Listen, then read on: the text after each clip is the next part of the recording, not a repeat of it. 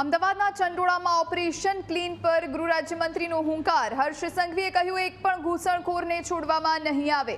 ગુજરાતના ખૂણે ખૂણેથી બાંગ્લાદેશી, પાકિસ્તાની સહિત કોઈને છોડાશે નહીં। અહીં છેલ્લા ઘણા સમયથી દેહ વેપાર ચાલી રહ્યો હતો।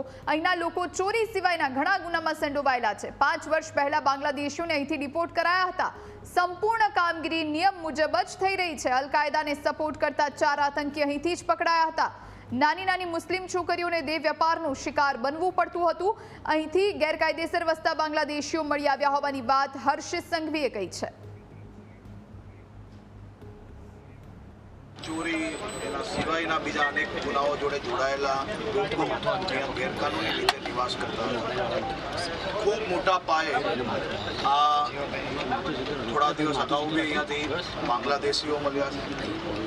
5 મહિના પહેલા બી ખૂબ મોટા પાયે બાંગ્લાદેશીઓને અહીંયાથી પકડવામાં આવેલા હતા। એમાંથી મોટાભાગના લોકોને ડિપોર્ટ કરવામાં અમદાવાદ પોલીસને સફળતા પ્રાપ્ત થઈ। સંપૂર્ણ નિયમ આધારિત જ કાર્યવાહી કરવામાં આવશે। વર્ષોથી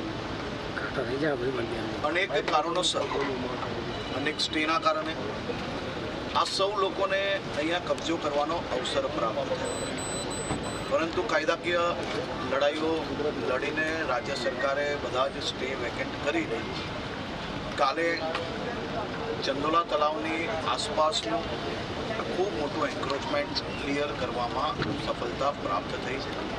આવનારા દિવસોમાં જૂનું અમદાવાદ, એટલે કે જ્યાં તળાવ પાણી ભરેલું સૌને નજરે પડતું હતું, ફરી એકવાર એ દિશામાં મહાનગરપાલિકા લઈ જવા માટે આ કામગીરી કરી રહી છે।